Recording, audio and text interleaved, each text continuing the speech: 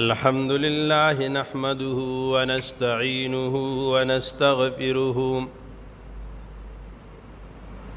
ونعوذ بالله من شرور أنفسنا ومن سيئات أعمالنا وأقوالنا وأفعالنا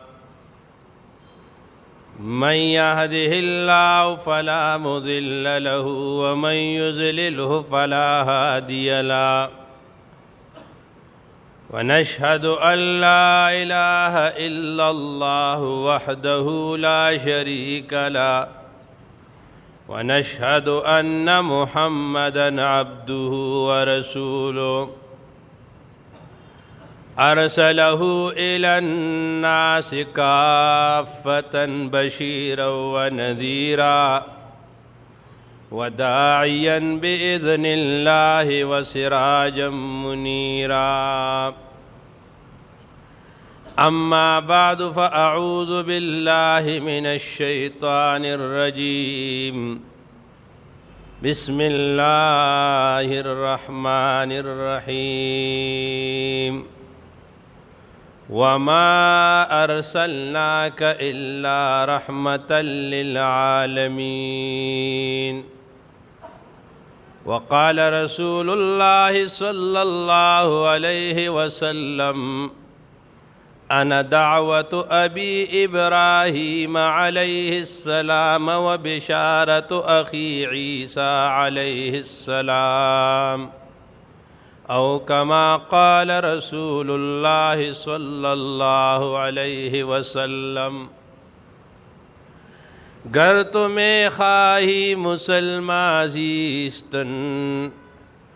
نیست ممکن جز بقرآن زیستن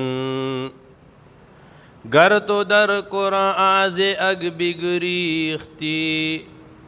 باروان انبیاء آمیختی ما ہر چه خواندیم پراموش میں کنم الا حدیث یار کے تکرار میں کنم ان اللہ و ملائکتہ یصلون علی النبی یا ایہا الذین آمنوا صلوا علیہ وسلموا تسلیما درود شریف پر شوق سرو اللہم صلی علی سیدنا مولانا محمد. حضراتو، اللہ جل شانہ زمن ستاسو او د کل کائنات خالق مالک او قدرت والا ذات تے. من ټول د اللہ مخلوق یو، من ټول د اللہ عبیدان یو. اللہ منگا ټول پیدا کړو د پاره د امتحان. او هغه حدیث قدسی کی چې راځي چې الله جل شانه فرمایي زه پټه خزانه وم، زما دا اراده وشوه چې دا خلق د ما وپېژني، نو ما مخلوقات پیدا کړل. لہذا د مخلوقات د خلق و د پیدائش مقصد دا د اللہ عبادت، د اللہ معرفت او د اللہ رضا ده. اوس د اللہ رضا دا به موږ ته په څه ملاویږي؟ په کومو څیزونو به الله زموږ نه راضي کیږي؟ کم څیزونه دي چې هغه د الله د رضا او د خوشحالۍ دي؟ نو د دې پته به موږ ته د الله نه لګي چې الله جل شانه موږ ته ووایي چې تاسو دا کار وکئ او موږ هغه کار وکړو. الله جل شانه موږ ته د یو کار اشاره وکړي او هغه موږ ووینو، نو یا اشاره وکړي په سترګو وینو نو موږ به وو چې یاره دا کار زموږ نه مطلوب دی، یا په خوله باندې ووایي او موږ یې واورو، موږ په هغې باندې عمل وکړو نو موږ ته به پته لګي چې دا مطلوب دی. اوس الله جل شانه د جسم نه پاک دی، موږ تاسو کې هغه طاقت او هغه صلاحیت نشته دی چې موږ د الله جل شانه خبرې واورو یا چې موږ نه څه مطالبه کوي چې هغه موږ ووینو. دا طاقت د عام انسانانو نشته دی. د دې لپاره الله تعالی په میاس کې واسطه وګرځول، څه مخلوق څه خلق پیدا کړل چې هغه کې الله تعالی دا صلاحیت واچو چې الله کوم پیغام مخلوقات ته رالیږي نو هغه پیغام هغه اغستی شي او هغه کیچ کولی شي، هغه د هغې اخذ کولی شي. او دا خلکو دغې ډلې ته د انبیاو او د پیغمبرانو ډله وي. او انبیاء کرام 1,40,000 کم و بیش دا د انبیاء تعداد دی چې په دغه انبیاءو کې 313 دا پکې رسولان دي او 15 پیغمبران دا پکې اولو العزم دي. دغه پیغمبرانو سلسله د آدم علیه السلام نه شروع شوه او زمون ښکلی او خوږ پیغمبر محمد مصطفی صلی الله علیه وسلم باندې د هغې خاتمه وشوه.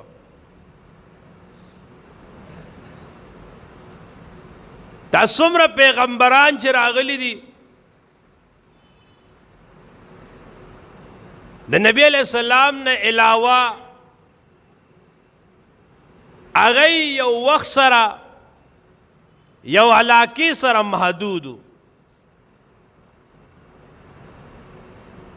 خو الله جل شانه چې کله نبی علیہ السلام دنیا ته رالیږه نو نبی علیہ السلام یو وخت سره او یو علاقې سره خاص نه کو، بلکې د نبی علیہ السلام پیغمبري دا الله تعالی عالمگیری وګرځوله چې هغه ټول عالم د پاره ده او د قیامت پورې ده. لہذا د نبی علیہ السلام هر ادا، د نبی علیہ السلام هر مبارکه گفتا، د نبی علیہ السلام هر فعل او قول هغه محفوظ دی او د قیامت پورې به هغه محفوظي او هغې کې الله د ټول عالم د پاره د هدایت اسباب ایښي دي.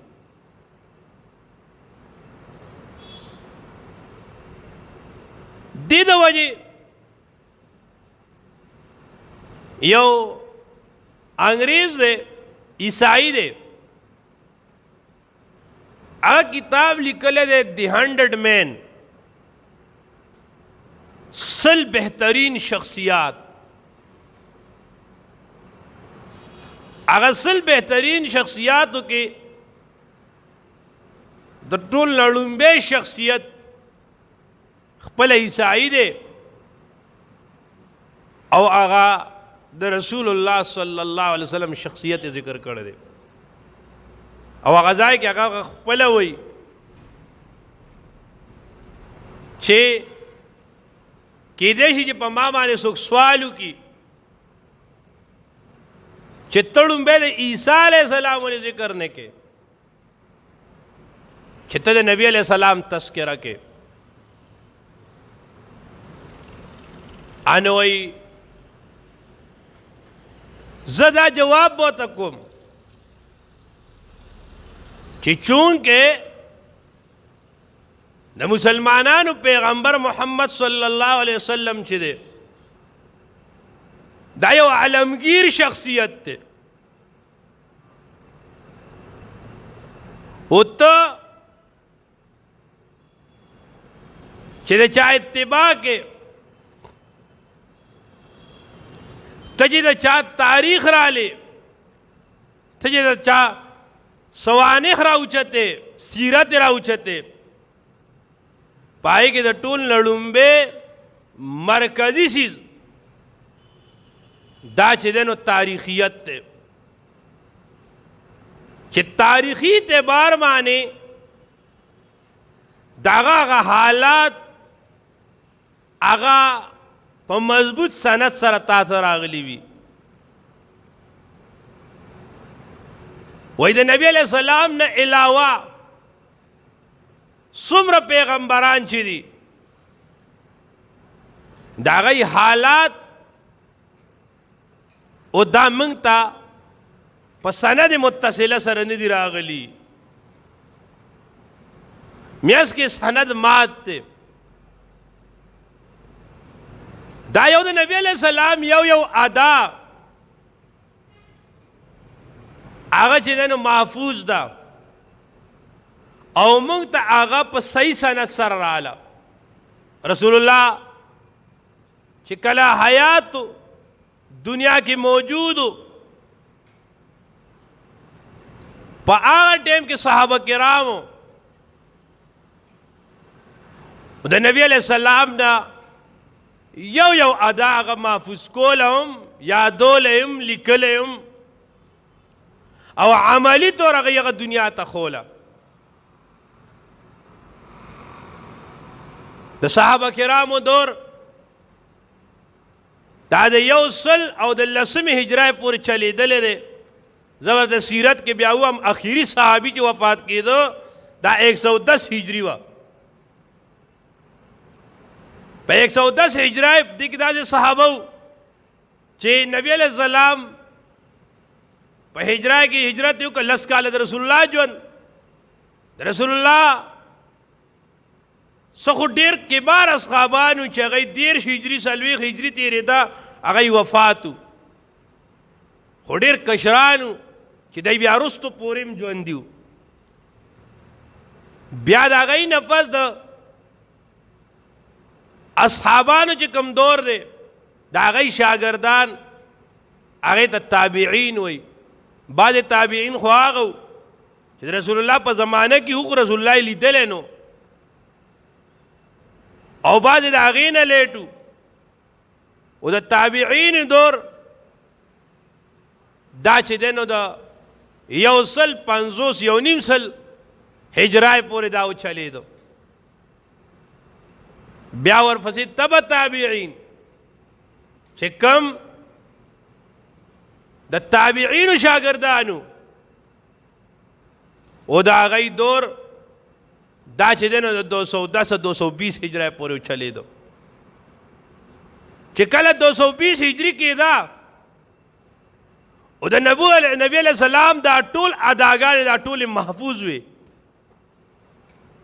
امت ته دیار دین ملاو شوی دی او دا خیر القرون دی او دا چې کومه مده ده امت مسلمه هر مسلمان لا هر فرد لا هر نوجوان لا خصوصا او دا هغې نه خبرداری پکار ده چې د اسلام دا ابتدایي 200 کاله په هغې کې موږ دپاره ډېره لویه راهنمایي پرته ده علا کل حال دا ټولې اداګانې هغه محفوظ شوې نو د نبی علیہ السلام ژوند په اعتبار د تاریخیت باندې هغه محفوظ. بیا رونو په اعتبار د جامعیت باندې یو شخصیت ته د هغه ژوند په تاریخي اعتبار سندونه خو برابر دي، خو لږې خبرې راغلي ټولې نه دي راغلي. د نبی علیہ السلام داسې نه ده. د نبی علیہ السلام حتی د کور خبرې، د بیبیانو سره خاص خبرې، هغې کې هم د امت دپاره تعلیمونه هغه هم امت ته مخې ته راغلي دي، هغه هم پټې نه دي پاتې شوي. د نبی علیہ السلام ټول ژوند جامع دی، ولکه وپنځوس زره احادیث دي، دا د رسول الله صلی الله علیه وسلم ټول ژوند دی. بیا د نبی علیہ السلام ژوند جامعیت سره په هغې کاملیتو دا نه هغه عیسائی وایي د نبی علیہ السلام د مسلمانانو پیغمبر په ژوند کې د هر چا دپاره رانمایش دی، د حکمران دپاره، د رعایه دپاره، د عالم دپاره، د امي دپاره، د شاګرد دپاره، د استاد دپاره، د تاجر دپاره چې څوک ګوري دا د بل پیغمبر وایي داسې نشته دی. نبی علیہ السلام ژوند هغه ټولو شبو ته شامل و، هر چا دپاره په هغې کې رهنمایي موجود ده. بیا څلورم عملیت دی. بعضې سړی نظریاتي طور خو ډېر ښه تقریرونه کوي، نظریاتي طور خو ډېر ښه بیان ورکوي، خو عملي دنیا کې هغه صفر وي. د هغه خبرې صرف چې دی نو تیورای سره او نظریې سره تعلق ساتي، پریکټیکل لایف کې په هغې باندې عمل ډېر ګران وي. د نبي علیہ السلام ژوند او سیرت داسې نه دی. د نبی علیہ السلام سیرت که امت ته ویلی دي چې 5 وخته مونځ کوئ، نو خپله په نبی علیہ السلام باندې تهجد لازم کړي دي، اشراقې کړي دي، چاشتې کړي دي، اوابینې کړي دي. که امت ته ویلي تاسو صرف زکات ورکئ، په خپله ډېرې صدقې کړي دي. که امت ته ویلي تاسو صرف د رمضان روجي ونیسئ، نو په خپله یې داسې هفته نه ده تېره شوې چې په هغې کې رسول الله روژه نه ده نیسلې. امت یې خو منع کړو چې تاسو 2 میاشتې پرله پسې سومې مثال دا مه نیسئ، په خپله یې نیسلي دي. نو د رسول الله صلی الله علیه وسلم ژوند کې عملیت موجود دی. دې د وجې موږ تاسو ته چې دا کم اسلام را رسېدلی دی، کم دین را رسېدلی دی، په اسلام او په دین کې موږ ته علمي اسلام زموږ د نظریې چې په اعتبار د علم کم دین موږ ته را رسېدلی هغه به طور قرآن مجید را رسېدلی دی. او د دغه اسلام او د دغه دین نمونه او تصویر دا موږ سره د رسول الله صلی الله علیه وسلم سیرت او ژوند دی. زموږ چې کومه کلمه لا اله الا الله محمد رسول الله، لا اله الا الله د الله توحید نظریه، خدا توحید او نظریه د دې طریقه او منشور او لاین بسی هغه به محمد رسول الله. دې د وجې موږ تاسو له دا لازمه ده چې موږ ته د رسول الله صلی الله علیه وسلم د پوره ژوند تصویر هغه مخې ته چې موږ په دې علمي اسلام باندې عملی طور به څنګه چلیږو، دا به موږ ته د رسول الله ژوند ښیي، دا به موږ ته سیرت ښیي. دویم د سیرت د نبی علیہ السلام د ژوند د اهدافو نه یو لوی هدف دام دی چې د قرآن مجید فهم پوه دا د رسول الله صلی الله علیه وسلم په ژوند په هغې باندې موقوف ده، په سیرت باندې موقوف ده. کله چې سړی سیرت وایي، د نبی علیه السلام ژوند وایي، د قرآن مجید ډېر آیاتونه دي چې په هغې باندې سړی پوه شي. دریم هدف د سیرت، په سیرت کې دا عظیم جماعت چې ټولي دنیا ته هغوی دا دین رسولی دی چې هغوی ته صحابه کرام وایي. د نبی علیه السلام سیرت سره موږ ته د صحابه کرامو ژوند هم داسې را مخامخ شي. او څلورم هغه دین، هغه نظام چې د غار حرا کې یک یوازې د اقرا نه شروع شو او بیا په تمام عالم کې، په تمام دنیا کې هغې ته الله تعالی علمگیریت او آفاقیت ورکو. دا په کومه طریقه وشو؟ نو دې معنی به موږ هله پوهېږو چې موږ د رسول الله صلی الله علیه وسلم سیرت او ژوند وو. د نبی علیہ السلام سیرت ویل او د نبی علیہ السلام د ژوند بیان کول دا د عظیم عبادتونو نه یو لوی عبادت دی. بلکې بعض علما خو وایي او ما مخکې هم تاسو دا خبره کړې ده چې د توحید عقیده دا موږ ته د رسالت په لاره باندې ملاو شوې ده. چې کم سړی د رسول الله نه منکر دی، د توحید نه منکر دی. الله خو موږ به دې وپېژنو چې رسول الله راته د الله پہچان راکړه. نو موږ به انشاءالله که ژوند دي نو رسول الله صلی الله علیه وسلم او د سیرت سلسله دا به وو. په هغې کې په سیرت کې د ټول نه اول بنیادی خبره اسې خو چې رسول الله صلی الله علیه وسلم سیرت وای او آبا او اجدا او برزي نو بیا خو به دا د آدم علیه السلام نه تاریخ سراسر را شروع کې.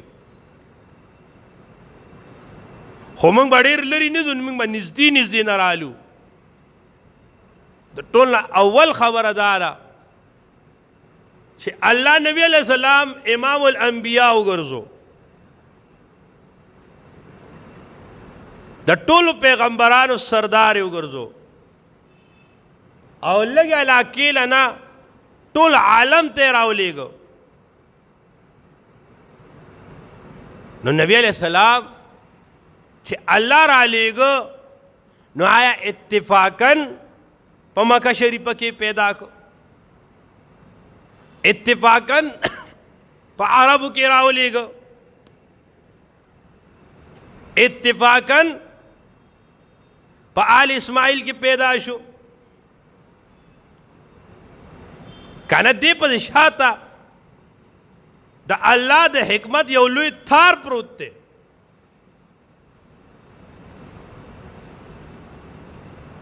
چې نبی علیہ السلام را لېږه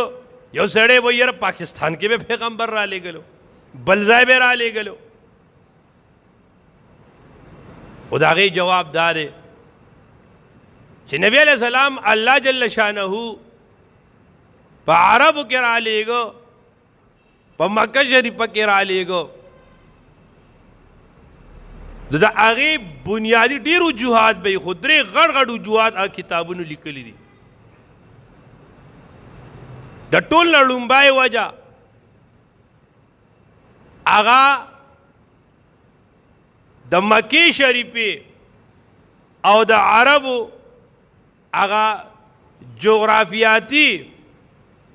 په جغرافیه کې په نقشه کې د دې هغه اوکو ده چې دې کوم ځای پروت دی. تاسو چې نقشې کې وګورئ نو د عربو نه مثلا دا سعودیه ده، دا مکه شریفه ده. د مکې شریفې نه دې غاړې ته مشرق غاړې ته دا ټوله ایشیا پرته ده. د مکې شریفې نه و دې غاړې ته په ګوټ باندې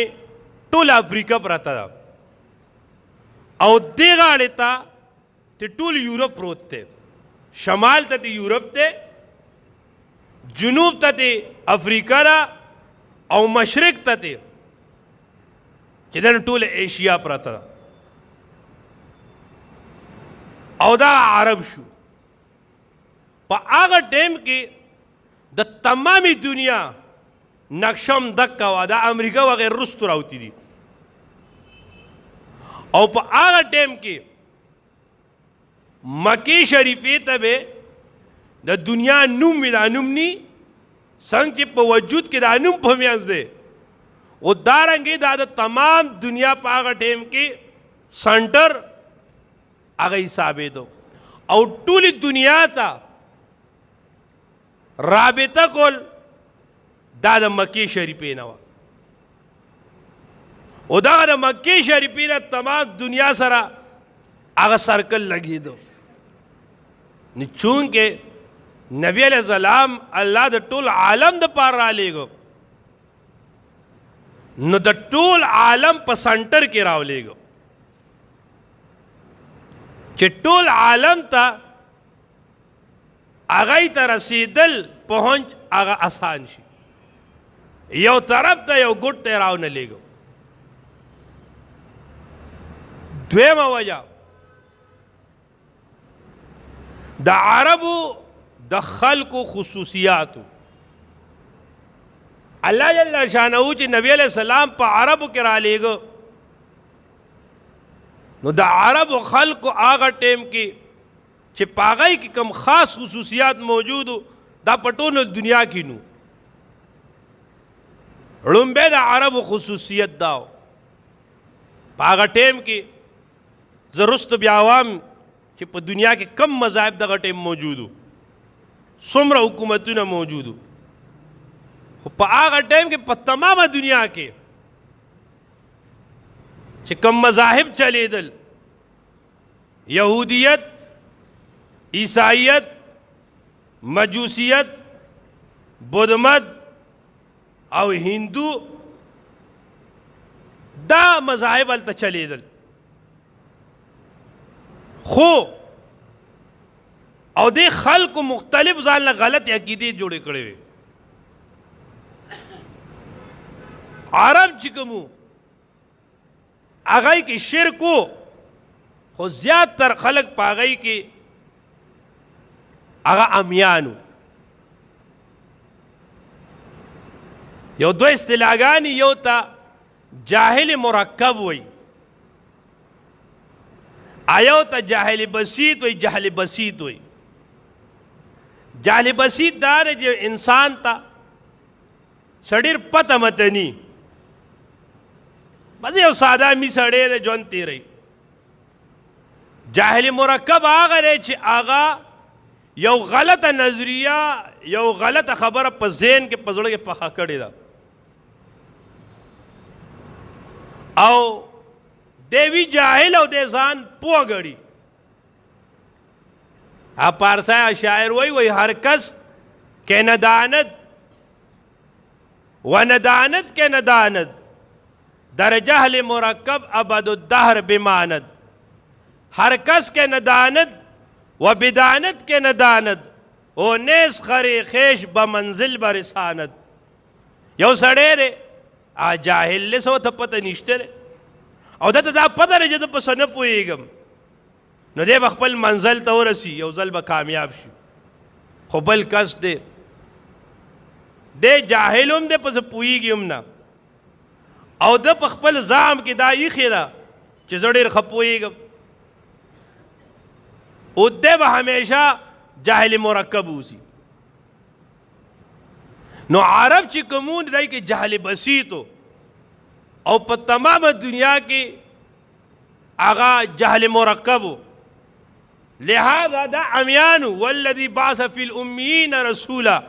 اللہ دی امیانو کے ما پیغمبر راو لے گو او دا دی اصلاح دا ډیر آسان وا په اعتبار دا دی نورو خلق دیم دا عربو مزاج داو ٹک تا ڈاکی بوی شراب نوشي به وا، بدکارای به وي، خو ریښتوني دروغ به نه وي. عربو کې د دروغو مزاج نو. د نبی علیہ السلام په هغه ټیم کې د ټولو سخت دشمن حضرت ابو سفیان رضی الله عنه وروسته ایمان راوړی دی. اجا باچا سره لاړو او د نبی علیہ السلام متعلق د تپوسونه کوي. حضرت ابو سفیان رضی الله تعالی عنہ چې کله ایمان راوړو په خپله وایي هغه مانې تپوسو کې یاره دی د نسب په اعتبار باندې څنګه دی؟ وایي ما یې دا د ټول د اوچت خاندان نه دی. نو هغه ما ته وایي چې پیغمبر الله په ټول اوچت خاندان کې رالیږي، تابعدار یې څوک دي؟ داسې یو یو تپوس کوي. ابو سفیان رضی الله تعالی عنہ وایي ما هغه ټایم کې زړه کې وایي چې زه پکې څه ووایم، خو ما ته خپل ضمیر و دننه دا اجازت نه راکول. د عربو دا مزاج و چې هغه به دروغ نه وي.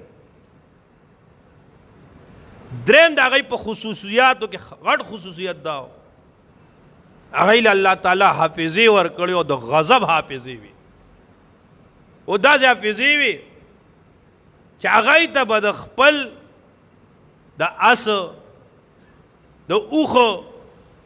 نسب به بیانونو سلسل پشته به هغې ته هغه یاد و. د هغې د ټولو نالایقه سړی چې په یو مجلس کې به کېناست نو زر زر اشعار به پر دغسې وي. اوس د دی ته الله داسې د غضب حافظه ورکړه، دا حافظه دا د قرآن د یادولو له وه. دریم دی کې دا خصوصیت و. څلورم په عربو کې ابتدائی طور مزاجن حریت پروت و. کله چې نبی علیہ السلام په کم دور کې الله دنیا ته رالیږه، په دغه ټایم کې په تمامه دنیا کې 15 حکومتونه وو، خو څلور دوه پکې غټ لکه دنیا چې نن سبا چاته سپر پاور وایي، په هغه ټایم کې 2 سپر پاور وو، یو روم او یو پاریس ایران و. دی دا نوره دنیا ځان سره تابع کړې وه، د دی ماتخ به چلیدل. خو عرب په هغه ټایم کې هغې کې دومره حریت و چې هغه نه د روم زیر اثر راغلی و نه د پاریس زیر اثر راغلی و. په عربو کې د قبایلي نظام چې کوم دی نو دا چلیدو. علا کل حال داسې نور سخا پکې ډېره زیاته وه. هغه به راشي د هغې واقعات د دې بنیاد د وجې چې د عربو کې خاص خاص خصوصیاتو، یو خو جغرافیاتي وجه وه، دویم د هغې خپل خصوصیاتو چې دغه د الله تعالی رسول الله علیږو، او دریم نمبر چیز چې په مکه شریفه کې چې دی نو الله تعالی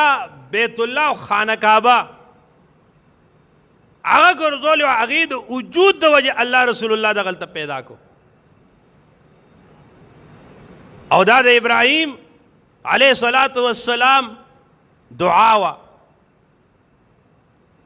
ابراهیم علیه الصلاة والسلام دا خو اصل د عربو نو، دی خو د بابلو، دی خو د عراقو. ابراهیم علیہ السلام عرب اس دی وقت کے عرب چې کوم د سیرت کتابونه تقسیم کړي، انو یو عرب بایده معنی هلاکیدون کې هغه هلاک شوي دي، دا قوم سمود عاد دا قومونه خلق، دا خلق هلاک دی خود ختم شوي دي تللی دي. بل عربو قسم هغه قحطانی دي، او دریم د عربو قسم عدنانی دي. او دا نبی علیہ السلام دا عدنانو نه دی، او دا نسل د بره نه دی، اسماعیل علیہ السلام نه راغلی دی. نو دی خو دا حقیقتا عرب نو، دی ځان عرب ته راغلي و، دی عربیان شوي دي. ابراهیم علیه السلام د عراقو، د عراق نه ور علاقه د هغې ته لاړو، د هغې نه پس کوسۍ علاقه ده، دا چې په کوم ځای کې ابراهیم علیه السلام ته اور بل کړی وته. بیا ابراهیم علیه السلام د هغه ځای نه را روان شو او بیا راغی حلب ته راغی، بیا د هغه ځای نه راغی بیت المقدس ته راغی، بیا د بیت المقدس نه واپس راځي په الخلیل مقام باندې بیا مصر ته لاړو، بیا د حضرت سارا بی بی د هاجري بی بی دا د نکاح دا واقعه ورسره وشوه، او د هلته نه بیا راغی مکې شریفې ته. او چې مکې شریفې ته راغی نو هاجره بی بی په مکه شریفه کې دغلته هېڅ شی نشته دی، لږ تک سارا ده. نبی ابراهیم علیه السلام دی او هاجره بی بی ورسره ماشوم اسماعیل علیه السلام دی، دا یې دقسې پرېښودو روان شو. زی په اس ناست یا په اوښ ناست دی، هاجره بی بی ورته آواز ورکوي، غږ نه کوي، روان دی مخکې، بیا ورته آواز ورکوي، غږ نه کوي. د هاجره بی بی ورپسې روانه شوه. الله دې موږ تاسو حرمینو ته بار بار بوځي. د دغه نه چې سړی راوځي د صفا مروه پټای نه چې سړی دې غاړې ته راوځي نو چې داسې ورشي نو دغلته د معلا قبرستان دی. معلا دا د اوچت ځای، مسپله دې غاړې ته ده نو هغه کته ځای په مکه شریفه کې دا معلا ده. بیا پکې چونکې وروسته د صحابو نیکانو قبرونه رالل نو مسلمانانو ته جنت المعلا وایي. دغه معلا پورې هاجره بی بی د دې ځای نه ابراهیم علیه السلام سره روانه شوه، آواز ورکوي، هغه جواب نه ورکوي، چې بالکل جواب نه ورکوي، نه شاته ګوري. اخره کې ورته هاجري بی بی ووی چې آیا تا ته الله دا حکم کړی دی چې ته موږ دې ځای پرېږدی ته ورشي؟ نو ابراهیم علیه السلام سر وخوځولو، چې سر یې وخوځولو نو هاجري بی بی وی بس ټیک ته اوس به الله موږ نه ضایع کوي. او دغه ټیم د سیرت کتابونه وایي چې هغې وایي چې حسبنا الله ونعم الوکیل نعم المولا ونعم النصیر. بس الله موږ له کافي دی، الله موږ له کافي دی چې الله زموږ امداد به کوي. دغه ځای باندې علما لیکي دا حسبنا الله حدیث کې هم راځي که نه، رسول الله فرمایي کوم سړی سهار یولس پیرې دا وایي ماښام وایي الله د ټولې ورځې حاجتونه برابروي. په دې باندې علماو په دې حسبنا الله ونعم الوکیل معنی در شاذلی رحمت الله علیه مستقل کتاب لیکلی سر الجمیل فی قول حسبنا الله ونعم الوکیل. ناشنا ناشنا اسرار پکې راوړي دي. علا کل حال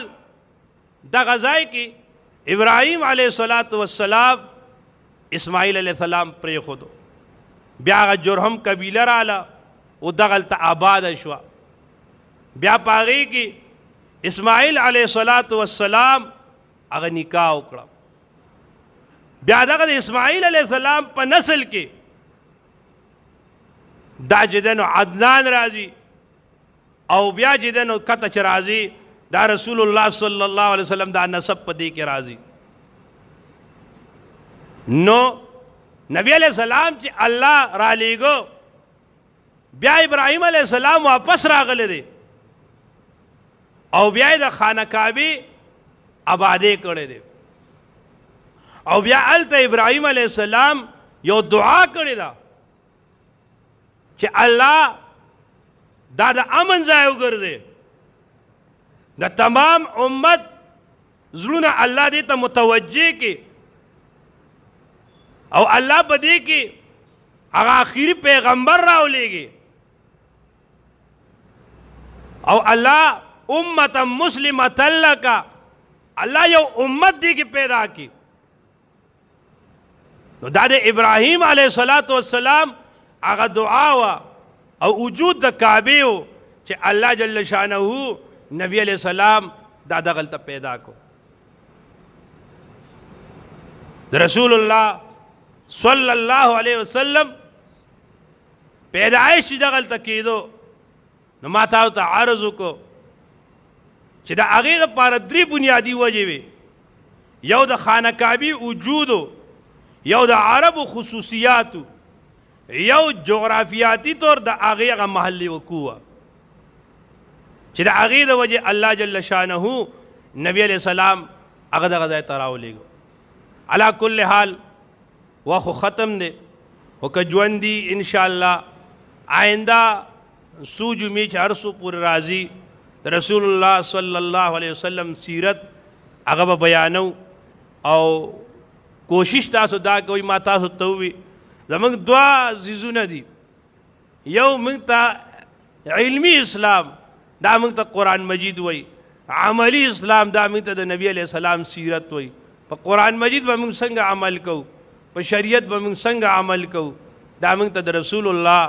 صلی الله علیه وسلم سیرت وایي نو موږ چې د نبی علیہ السلام سیرت وو صرف دې دپاره نه چې تاریخي طور موږ سره معلومات راشي په دې نیت باندې چې د نبی علیہ السلام ژوند موږ وو په هغې کې موږ ځان دپاره چې ده نو هغه د اقتدا اسباب ګورو او موږ په هغې باندې عمل شروع نو چې زما دا درخواست دی کوشش دا کوئ ټول ملګري 12:30 بجې به زه بیان ته کېدم انو 12:30 ته ځان را رسوئ د وخت چې د رسول الله صلی الله علیه وسلم دا سیرت موږ د عمل په نیت باندې واورو الله دې موږ تاسو ټول د نبی علیہ السلام د سنت و کامل اتباع نصیب کی الله دې موږ تاسو ته خپل قربت او خپل معرفت راکړي واخر الدعوانا ان الحمد لله رب العالمین